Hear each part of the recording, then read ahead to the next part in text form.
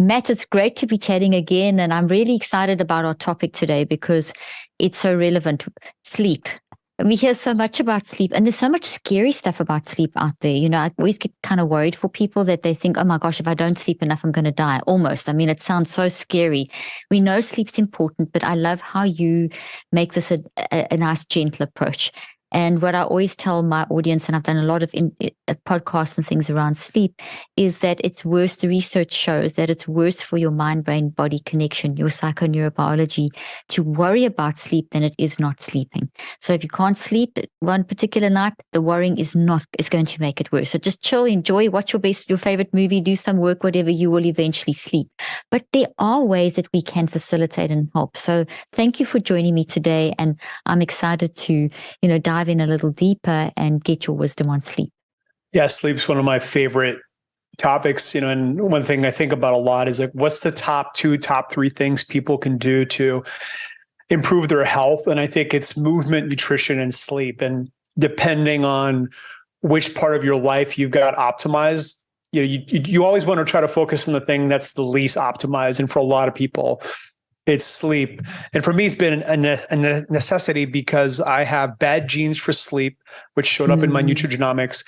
I knew that just because my father struggled with sleep for a long time as well. So yeah, it's been a long journey. I spent about $45,000 on optimizing my sleep, and I'm happy to share what's been a good return on investment and what didn't work, and et cetera, et cetera. And just to piggyback off the worrying about sleep, I think there's 2 things where people get overly stressed out. One of them is when people are struggling to fall asleep. And obviously, as soon as you start worrying about the fact that you're going to be tired the next day, you're increasing stress hormones, which will make it even more difficult to fall asleep. Exactly. So, if you can kind of just accept that your brain is revving a little bit and just let it run its course and, kind of just watch the movie in your mind, so to speak, it tends to help relax you. And the other part that people worry about is in the morning is a lot of people, of course, track their sleep using Oura Rings, Fitbits, BioStraps, et cetera. And they look at the data first thing, and it's not what they want it to be. And then they get stressed out about that. So such a good point. I think one tip around that is maybe wait a couple of hours after you've woken up and look at the data a little bit later. And, it's just data. And I think it's true for no matter what someone's goal is, whether it's weight loss or trying to optimize your sleep, data is just data. And our goal is obviously to move in the right direction. And there's going to be fluctuations. There's going to be some good nights, some bad nights, and so on. So I like that. I like the way you've explained about the data, because it does worry me that people, being in an age where you've got there's the amount of things that you can put on your body to read what's going on in your body is great, but it's also can make people over anxious as well. And so data is never also one data point. As a scientist, I can tell you one data point is not information. You have to have multiple data points. So thank you for mentioning that. So multiple data points. And then also, if you think about it, what you said there about the not worrying when you wake up first thing in the morning. Then people do, they grab their phone, and if they all these little trackers, that is going to freak you out. And when you wake up in the morning, your mind is waking your brain up, and your non-conscious mind's waking up your conscious mind. So you've got this, the way you set up your day is so determined by how you wake up in the morning. So looking at data, that's excellent advice that you've given. Wait a few hours and then look at it very objectively. Yeah, really like waking up and spending the first 30 to 60 minutes in a more parasympathetic state. I feel like that completely sets the tone for my day. So I like, spending a little bit of time with my daughter. She's 9 months old, or walking in the park, just doing, meditation, red light therapy, just doing things that are just more relaxed and chill. And knowing that the world can wait another 30 to 60 minutes. I don't need to get off airplane mode and get bombarded with messages and things. So. I love that. Stay in airplane mode for a bit longer in the morning. That's so nice. Matt, you mentioned in the beginning that you've spent $45,000 trying to get better sleep, and what didn't work. I think that would be a great thing to talk about, because it piqued my interest, and I know it's piqued the interest of the listeners. Yeah, just to rewind a little bit, I was tracking my sleep using a device called the Zeo. And just one more note on trackers. Yeah. So when you're looking at Oura Rings, BioStraps, et cetera, they're using secondary metrics to track your sleep. The only way to get accurate sleep data is to use EEGs. So if you're not using some form of electrode or headband, it's about 60% accurate. It's still great data, and directionally it's correct, meaning that just like body fat testing, nothing is 100% accurate, but if you're seeing the numbers improve, then you're doing the right things. So again, that's another reason not to get overly stressed out. But I was only getting 0 to 15 minutes of deep sleep a night using these, looking at my data. And that coincided with my testosterone crashing in the low 200s, my body fat reading being the highest ever on DEXA scan. And more importantly, I just felt horrible every day that I woke up. I literally felt groggy, felt tired, despite sleeping 8 or 9 hours a night. I was, getting enough quantity. And that was a real eureka moment where I realized the real game is sleep quality. And I decided to, invest whatever it took to optimize my sleep, because looking at it from a short-term perspective, in terms of if I get a great night's sleep the next day, I feel like I'm the best version of myself as a human being, as a husband, as a father, as a businessman, as a business leader. So yeah, I just started spending money. And the other thing that I realized is if I keep compounding these different strategies and keep adding them, and each one's improving things, let's say 10, 20%, that I could double, triple, quadruple my deep sleep over time, which is what's happened. So yeah, the first thing that I fixed was light. And, light, first of all, starts in the morning. And of course, Andrew Huberman's been screaming off the rooftops to get light into your eyes in the morning. And it's something that I knew before. I don't think I realized the criticalness of it. But before, I used to use these glasses called Retimer that literally blast your eyes with blue light. So for people that are living in really cold climates, I'm Canadian, but I escaped 19 years ago. I live in Panama now because I don't like cold. But for people that are in minus 30, minus 40 weather, like it was last week in Canada, I totally understand you don't want to go outside and get light in your eyes for 30 minutes. So you have other options like just turning on all the lights in your house, blue light panels, blue light glasses, anything that shines blue light into your eyes will essentially kickstart a timer, which will make you feel more tired 14 to 16 hours later. So it's really important to try to program in some really strong circadian clocks, and it starts in the morning with light.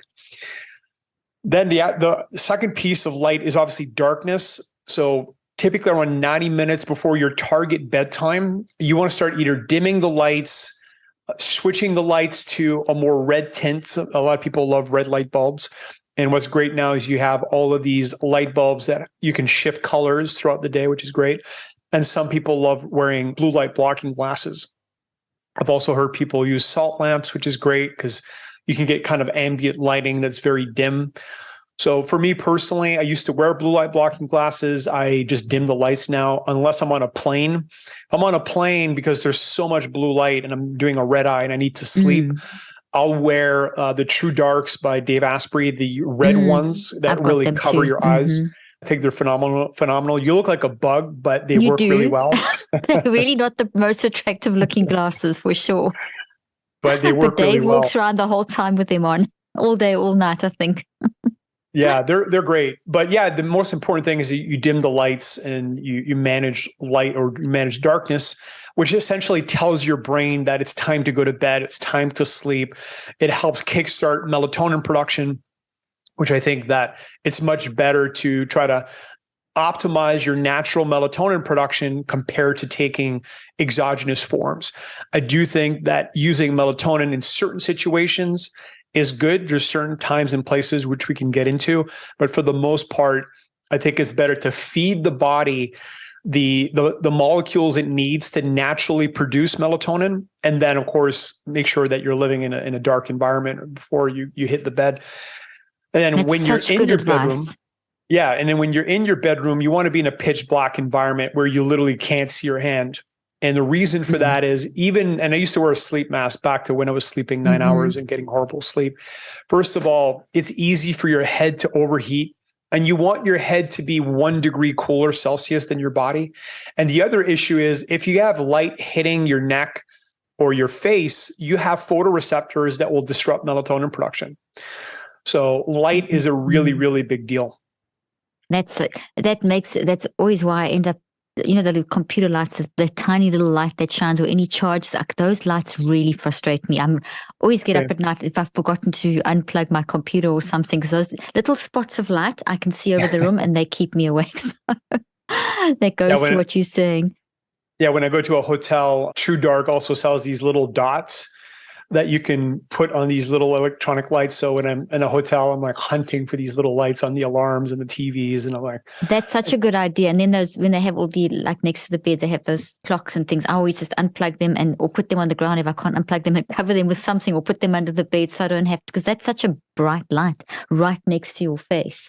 If you think of it when you're sleeping. I love that. So I love the approach of use natural as much as possible. So those are such basic principles. It doesn't cost you anything you don't have to buy any of those glasses, but you just have to make sure your environment's dark at night, start softening your lights before you go to bed, change your bulbs a bit.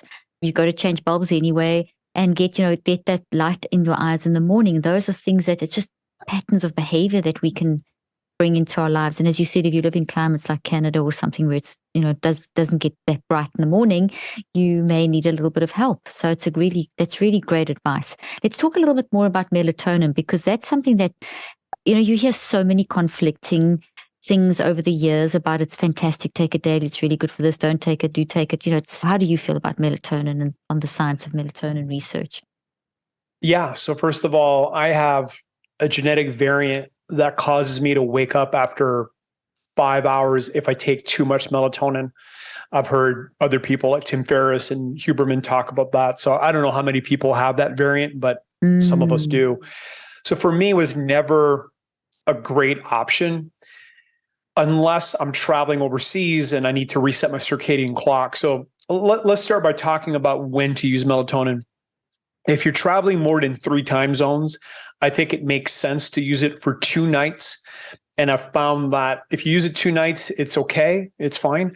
But by the 3rd night, it seems to cause issues. Like I don't feel as good the 3rd day. So 2 days, and we could talk about kind of how to get rid of jet lag really quickly. That'll be great. Yeah, so, melatonin is part of that strategy.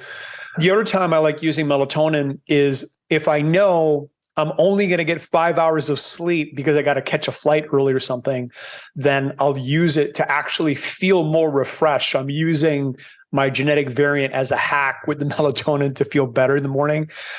Or if, I've gone past, and this is another important topic, which is consistency and not going past your circadian clock, because you're going to get a cortisol release, which gives you that second win.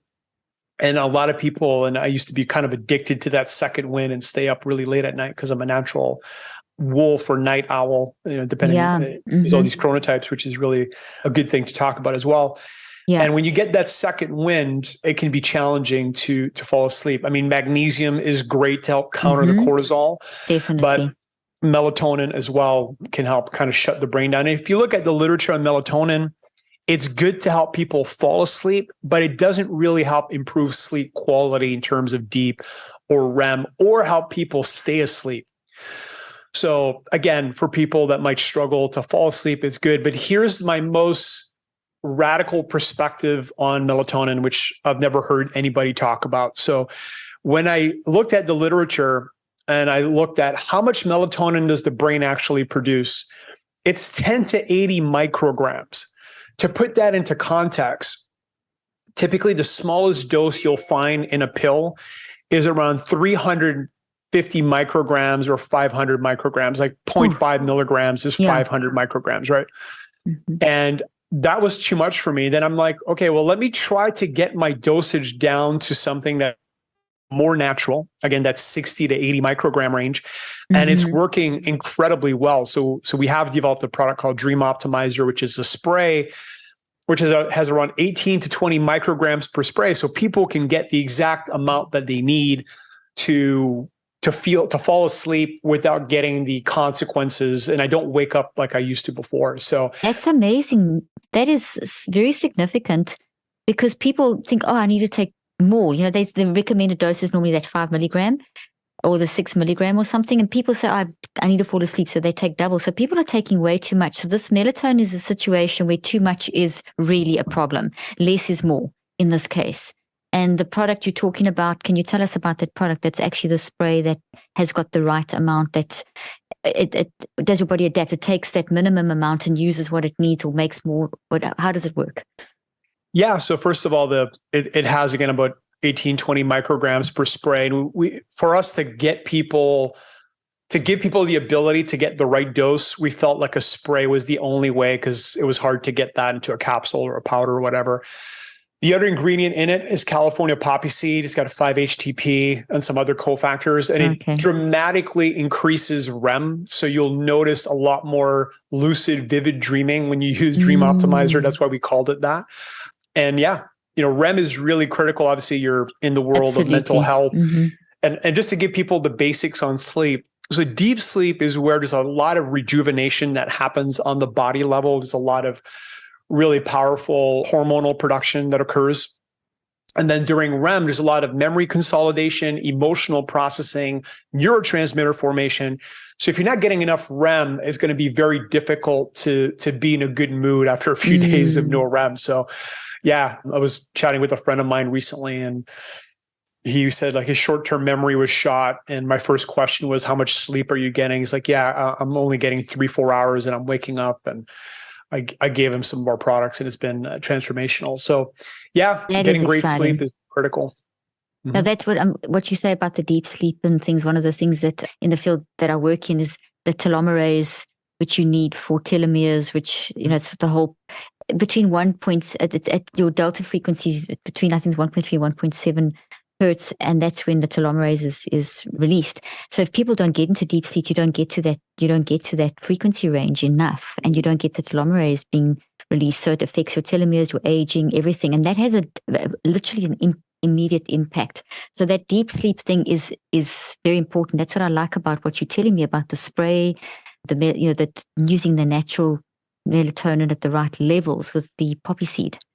What did you call it? The California poppy seed, yeah. And then that combination, does that help to get people into that enough deep sleep, get to the deep sleep and stay there long enough for all the hormonal reactions to take place? Is that what you're finding from the research? We have another product called Sleep Breakthrough, which is completely different. Okay. So the Dream Optimizer, I would recommend 3-4 days a week. The Sleep Breakthrough, Magnesium Breakthrough, you can use daily. And the Sleep Breakthrough is designed to give people the building blocks like magnesium, along with the cofactors to naturally produce melatonin. It's got a lot of other really powerful sleep molecules as well, which we can get into. But just to really highlight the impact of one bad night of sleep. And again, we don't want to stress people out there listening, but here's what occurs. One is there's hippocampus damage. So back to my friend that couldn't remember anything. Your hippocampus obviously is critical for short-term memory storage. And if you have one bad night of sleep, it will damage your hippocampus. There's DNA damage. And if you look at the difference in heart attack rates between daylight saving time in the spring versus the fall, there's a 45% difference. So heart attacks increase the next day when people lose an hour by 24. And when the people gain an hour, heart attacks go down 21% the next day. So yeah, the impact's immediate in terms of like one bad night of sleep. And, it's, to me, like, if I think about what's some of the damaging things anybody can do to their brain and body, is probably getting, a horrible night's sleep. And of course, sometimes it happens, but if you can do all the things we're talking about on today's podcast, you can certainly minimize a lot of that. Yeah, that's really important. Yeah, I use the Magnesium Breakthrough all the time. So these are two different products, and you would use, so the Magnesium Breakthrough you can use daily. What's it called again? Sorry, there's the three. The Magnesium Breakthrough daily, I use it all the time. Then the spray is the 2 to 3 times a week. Dream Optimizer. And that's really going to help get people into the deep sleep, and just REM, not non-REM. Okay, so just REM. So that's really for the REM. Okay, and then the other one that you're talking about, the third one, which is called Sleep Breakthrough. That's going to help prepare people for the deep sleep. It's going to help people fall asleep faster, stay asleep, get better deep, and I'd say sleep longer as well, and feel more refreshed the next day. So glycine is, in my opinion, one of the most powerful amino acids for health in general. It's involved in all kinds of things, from collagen productions. If you want great skin, glycine is really critical, to all kinds of really important detoxification pathways. But for sleep, it actually lowers body temperature. And I think we should circle back to temperature because that's one of the most important. Yeah, let's do that. But glycine will actually lower body temperature. It increases REM. And here's my favorite part about glycine, which came up in the literature, in the research. If you don't get enough sleep, let's say you only slept 5 or 6 hours, but you took 3 grams of glycine, you will actually feel much better the next day. And I've noticed that like before, whereas if I got suboptimal levels of sleep, I felt tired and groggy. With the glycine, that's essentially eliminated. Maybe I'm not at my 100% best, but I don't feel exhausted like I used to before. So glycine is an incredible amino acid for sleep. Also helps impact GABA in a positive way. And I think GABA is another really important molecule for sleep. If you look at insomniacs, they're about 30% deficient in GABA.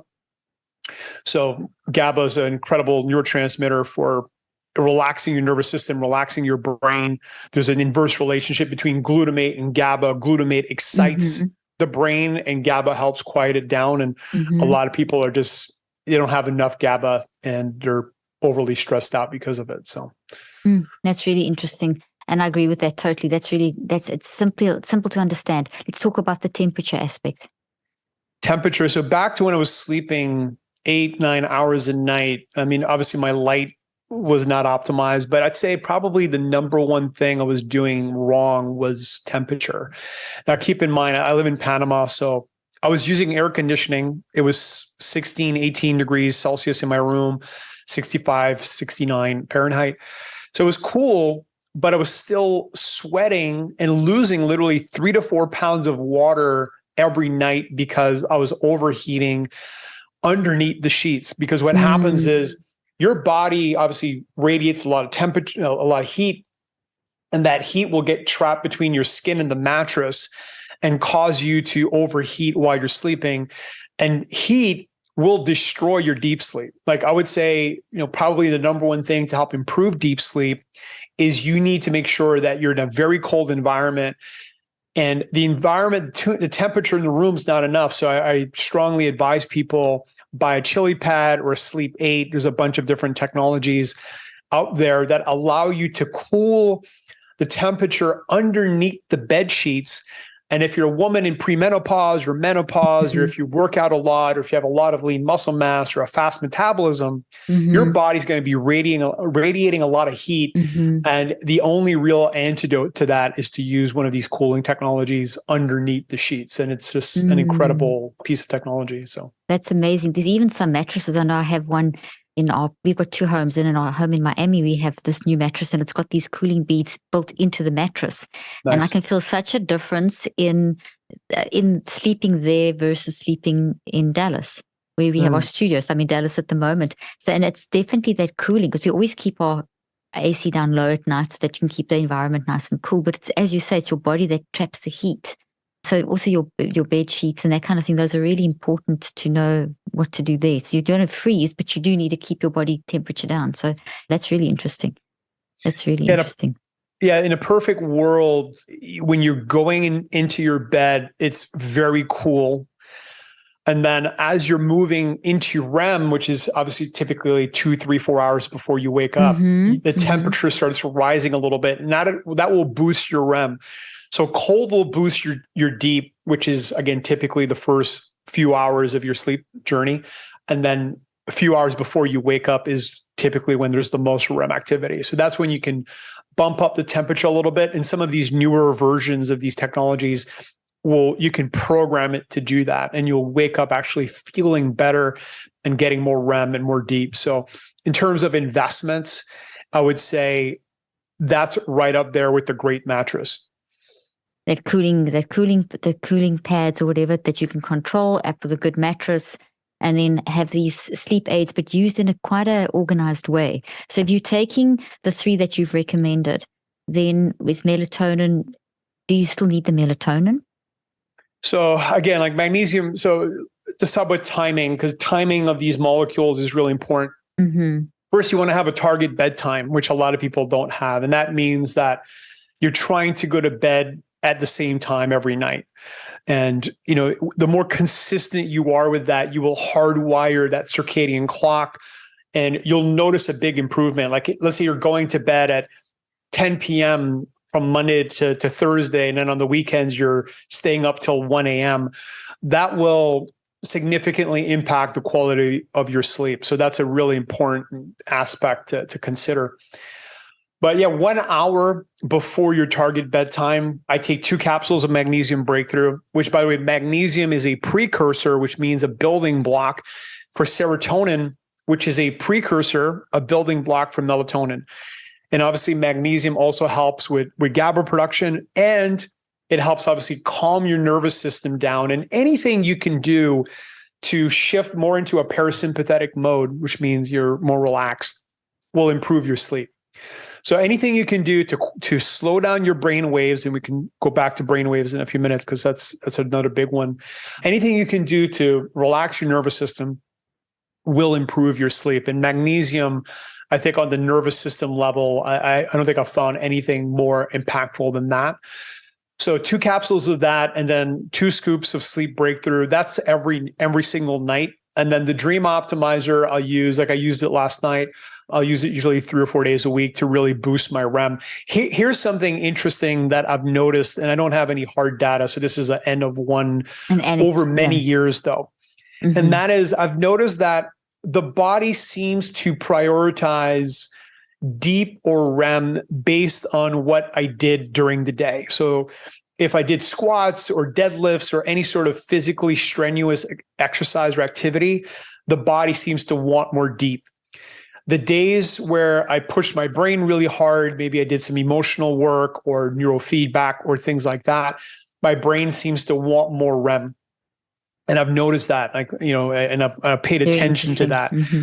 So it makes sense, again, if you're pushing the body. Yeah, it does make sense because the physical's drained, so you want the deep sleep to restore and regenerate, and the other stimulating a lot of memory work and a lot of mind work. So there's a little bit more of a conscious aspect involved there, even though it's non-conscious. That's really interesting. Mm-hmm. Yeah, it is. So for that reason, that's why kind of like 3-4 days a week, I'll try to boost my REM, and it just seems to be a more natural pattern. And one important piece with melatonin is you need to take it when you're in bed with the lights off, because if you take melatonin and you're awake and you're brushing your teeth and light is blasting your eyes, you're literally destroying melatonin in real time. That's such a good point. So take it in bed as you get, it's the last thing, into bed, and you take it. And that's also taken not too often, only now and then, a couple of times a week, also the right dose. So you've got that spray that basically gives the right dose. Right. So you've got this, and that spray you do as the lights are out and as you're about to go to sleep, then you do the spray. Yeah, I literally have it on my bedstand, so I can just grab it in the dark, feel my way, and then spray, 4 or 5 sprays and pass out. So that's amazing. Do you have those products in your studio with you there that you can hold up and show? I don't actually. No, I don't. No problem. So we'll put the link in the show notes. But in summary, you've pretty much given a summary. Is there anything else that you'd like to say specifically about the products that you're talking about? Because these are amazing. Listen, I use the magnesium breakthrough, and I'm really excited to start using the other 2 as well in the way that, and I love the pattern that you've explained. I sleep really well, but I've only started sleeping really well since I haven't allowed myself to get into that second wind, because I was always kids busy. I've got 4 children, running a business, whatever. So, and doing a lot of research. So I often do my best work between 12 and 3 in the morning. But it does eventually. Now I'm in bed by 8:30. I'm asleep by 9:30. Like if I can even keep my eyes open, I'm up at 5, 6. It's a totally different pattern, but I'm getting the best sleep ever. And it's and the cooling and all these, it really does work. But when I don't have the magnesium regularly, that magnesium breakthrough, that I can definitely feel a difference. So I'm very excited to try these other 2 products as well. Yeah, some other, again, free things that people can do is one, and this is probably one of the top destroyers of sleep, is don't eat at least 3 hours before bed. Like I'm talking a meal. Mm-hmm. Now, interestingly, if you, let's say, ingest carbohydrates, like a teaspoon of honey, which a lot of people have reported better sleep with, or half a cup of fruits, right before bed, the carbohydrates will increase serotonin in the brain, which again is a precursor to melatonin. So that can help. Amino acids are not a problem. So again, the glycine, the L-theanine, the GABA, those are all amino acids. Your body will ingest those and process those in 30 to 45 minutes. But I'm talking about a big meal, like a real meal. Try at least 3 hours, ideally maybe even 4. And some people have even told me 5 hours works better for them. And, obviously Masszymes, which is still our second best-selling supplement. A lot of people have told us over the years that they take, and I've done it many times as well, take a couple capsules before bed and they get better sleep. And it never made sense to me. I didn't understand the mechanism until I figured out that it's helping clear out the food that's in the digestive tract, and it's helping them sleep better that way. Another interesting fact is, so we bought a $500,000 HPLC machine, and we've been measuring the neurotransmitter formation of all of the probiotics like every probiotic on the market, not just ours. And P3OM, which is one of our products, it's a single strain, Alpenterum, very special. It's the number one GABA producer, and it peaks 8 hours later. So if you take it with dinner, for an example, first of all, it'll help you digest your food better.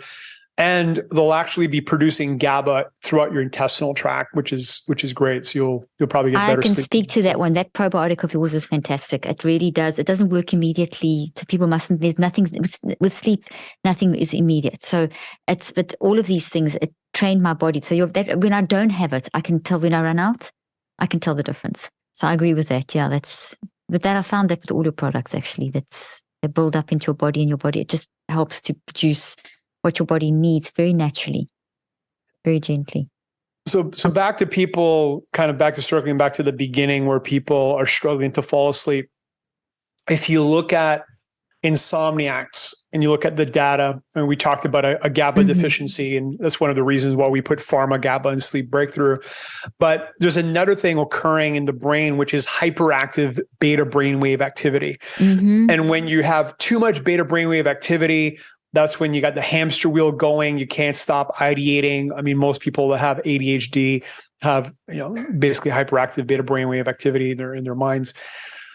So there's 2 things you can take that will actually reduce your beta brainwave activity. One of them is GABA, and pharma GABA especially will help significantly reduce beta brainwave activity. And the other one's L-theanine. And L-theanine, which is an amino acid typically derived from green tea, has been one of my favorite sleep products and sleep molecules for years. It's great. It helps relax you without causing drowsiness. So we included both of those in Sleep Breakthrough, which again can help really quiet down the brain. And you'll feel it within 30 to 45 minutes. You'll feel your brain kind of just quiet down, and it is increasing alpha as well, which is a great state to be in before bed. It's more of a calm, heart-centered state of mind, and really primes you for a good night's rest. I'm glad you brought that up. I actually do a lot of the work, the research at clinical trials. We use the QEG, and so we actually just released, submitted a paper on beta, low beta, getting people into, controlling the amplitude and the low beta and so on, and helping with dealing with toxic thoughts and calming the brain down. And it's so beta. I'm so glad you brought beta up, because beta, also high beta, has a bad name, because we think that if you stay in that all the time, it's a problem. But it's all about balancing. So what I'm hearing you say is it's all about balance. It's not that beta is bad. It's excellent. Without it, we can't focus. And you can have high beta if you're anxious, and you can have high beta if you're super excited.